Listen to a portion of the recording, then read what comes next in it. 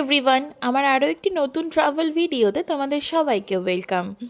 আজ 26শে ফেব্রুয়ারি আমরা পৌঁছে গিয়েছি বোলপুর শান্তিনিকেতন, মানে লালমাটির দেশ, রবীন্দ্রনাথের শহর। আমরা 2 দিন এখানে কাটাবো এবং আমরা 2 দিনে কি কি ঘুরলাম সমস্ত খুঁটিনাটি ডিটেলস আমাদের সাথে শেয়ার করব। তাই পুরো ব্লগটি সাথে থেকো এবং কমেন্টে জানিও আমার ভিডিওগুলো তোমাদের কেমন লাগছে। যদি ভালো লাগে তাহলে অবশ্যই একটা লাইক, কমেন্ট, শেয়ার, সাবস্ক্রাইব করে দিও। আমরা স্টেশন থেকে বেরিয়েই প্রথমে যে জায়গাটিতে যাই তা হলো গীতাঞ্জলি রেল মিউজিয়াম, যা স্টেশনের একদম অপোজিটেই রয়েছে। তাই আমরা সেটাই প্রথমে আগে ঘুরে নিই। সেখানকার টিকিট মূল্য কিন্তু মাত্র 30 টাকা পার হেড। সেখানে রবীন্দ্রনাথের সমস্ত ইতিহাস তোমরা জানতে পারবে, তার ব্যবহৃত কিছু জিনিস সেখানে রয়েছে, সেগুলোও তোমরা দেখতে পাবে। আমরা গীতাঞ্জলি রেল মিউজিয়াম ঘোরার পরে আমরা হোটেলের উদ্দেশ্যে বেরিয়ে পড়ি। আমাদের হোটেল ছিল হোটেল শান্তিনিকেতন, সেটাও খুব সুন্দরভাবে সাজানো গোছানো, অ্যাফোর্ডেবল প্রাইসের মধ্যে। এবং সেখান থেকে আমরা লাঞ্চ করে তারপরে বেরিয়ে পড়ি শান্তিনিকেতন শহরটাকে ঘুরে দেখবার জন্য। যাই হোক, প্রথমেই আমরা যাই সৃজনী শিল্পগ্রাম। এটি একটি পার্ক, এখানেও টিকিট মূল্য কিন্তু পার হেড 30 টাকা।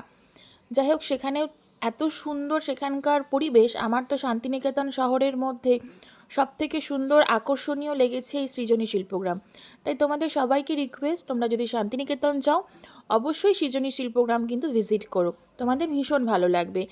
চারিদিকে বাউল সঙ্গীত এবং আদিবাসী নৃত্য, এক মন ছুঁয়ে যাওয়া পরিবেশ। যাই হোক, তোমাদের সাথে পুরো ভিডিও শেয়ার করছি, আশা করছি তোমাদের ভালো লাগবে।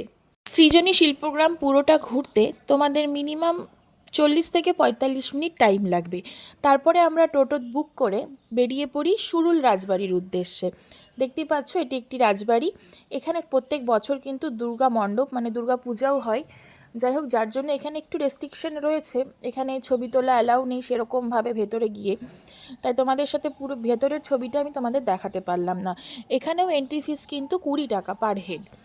এখান থেকে বেরিয়ে আমরা যাই আমার কুটির দেখতে। এই আমার কুটিরটি কিন্তু একদমই সেখানকার মানে শান্তিনিকেতনের শিল্পীদের দ্বারা তৈরি, যারা কিন্তু নিজে হাতে সেখানকার সমস্ত শিল্প, মালা বলো, জুয়েলারি বলো, শাড়ি বলো, সমস্ত তারা কিন্তু নিজে হাতে তৈরি করে। কিছু কিছু বাইরের জিনিসও রয়েছে যা তোমাদের দৃষ্টি আকর্ষণ করবেই। তারপরে আমরা কিন্তু একটি হাট দেখতে পাই, যা কিন্তু মাঝে মাঝে তোমরা দেখতে পাবে, কিছু দূর যাওয়ার পরেই দেখবে কোথাও না ছোট ছোট হাট বসেছে, যেটা কিন্তু শান্তিনিকেতনের এক প্রধান বৈশিষ্ট্য। আমরা সেই হাট থেকেও কিছু কেনাকাটা করি। কী কী কেনাকাটা করলাম সেটা তোমাদের সাথে পরের ভিডিওতে শেয়ার করব। এই হাটটা ঘুরে দেখতেও কিন্তু আমাদের বেশ ভালো লাগছিল। হাটেও কোথাও কোথাও বাউল সঙ্গীতের আখড়া তোমরা পাবে, এছাড়াও কিন্তু আদিবাসী নৃত্য তো আছেই, যা তোমাদের একদম মন ছুঁয়ে যাবে। এই হাট থেকে তোমরা যদি কখনো কোনো কিছু কেনো, অবশ্যই তোমাদের সব কিছুই পছন্দ হবে, কিন্তু ইচ্ছা করবে। কিন্তু তোমাদের সবার কাছে রিকোয়েস্ট, একটু বার্গেনিং করে নিও, কারণ এখানে কিন্তু অনেক সময় অনেক মূল্যে অনেক জিনিস বিক্রি হয়। এরপরে আমরা বেরিয়ে পড়ি 34 ফুট বুদ্ধ মূর্তি দেখবার জন্য। দেখতেই পাচ্ছ, এটাও বেশ, তখন আমাদের অনেকটা সন্ধে সন্ধে হয়ে এসেছিল, মানে এই গোধূলি লগ্ন যাকে বলতে পারো। চারিদিকটা অন্ধকার অন্ধকার হয়ে আসছে, সেই মুহূর্তে আমরা যাই এই মূর্তিটা দেখতে। এই মূর্তিটাও বেশ সুন্দর। তারপরে আমাদের একটু টিফিন টাইম, আমরা চা এবং ভেজ চপের সাথে কিন্তু সন্ধেটা কাটাই। তারপরেই দেখতে পাচ্ছ, রাত্রেবেলা আমরা বিশ্বভারতী ক্যাম্পাসটা একটু ঘুরে নিই এবং সেখানকারই তোমাদের ছবি শেয়ার করলাম। সেই সহজপাঠের যে বটগাছের ছবি দেওয়া গাছটি রয়েছে, সেটাই তোমাদের ভিডিওর মাধ্যমে তুলে ধরার চেষ্টা করলাম। এবং পরের দিন সকালবেলা আমরা চলে যাই কঙ্কালীতলাতে। দেখতেই পাচ্ছ, এটি একটি সতীপীঠ, শান্তিনিকেতনের মধ্যে এটি একটি সতীপীঠ নামে পরিচিত। আমরা সেখানে গিয়ে সকালে পুজো দিই, এটাও আমার বেশ ভালো লেগেছে। মন্দির মানেই একটি শান্তির জায়গা, যা তোমার মন ছুঁয়ে যাবেই।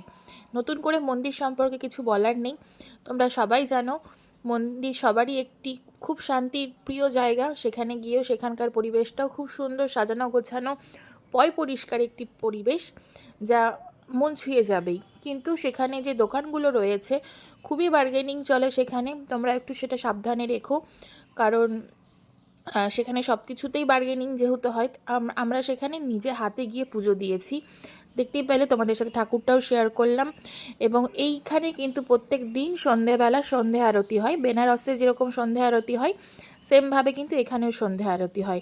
এখন যেটা তোমাদের দেখাচ্ছি, এটা হচ্ছে একটি কবরস্থান।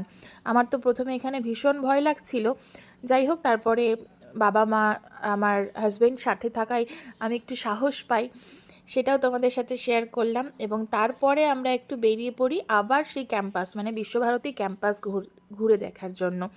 তো সেই পুরো বিশ্বভারতী ক্যাম্পাসটাই আমাদেরকে টোটো করে ঘোরানো হয়।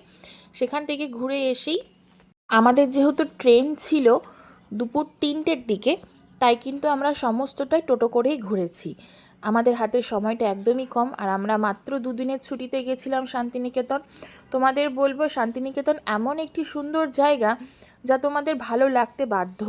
যারা শান্তিপ্রিয় মানুষ, যারা একটু শান্ত নিরিবিলি জায়গা পছন্দ করো, তাদের জন্য শান্তিনিকেতন এক অসাধারণ জায়গা। তাই সবাইকে বলবো, একবার হলেও শান্তিনিকেতন ভিজিট করো, তোমাদের মন শান্ত হতে বাধ্য। পুরো ক্যাম্পাসটাই আমরা ঘুরে দেখেছিলাম। এবং সবথেকে জনপ্রিয় তালধ্বজ, তোমাদের মনে আছে কি না? তাল গাছ এক পায়ে দাঁড়িয়ে সব গাছ ছাড়িয়ে উঁকি মারে আকাশে, যেই কবিতাটি আমরা ছোট থেকে পড়ে এসেছি, এই সেই তাল গাছ, যার সামনে বসে কবি গুরু রবীন্দ্রনাথ ঠাকুর সেই রচনাটা করেন। এবং এই সেই বটগাছ যা সহজ পাঠের সামনের পৃষ্ঠায় দেওয়া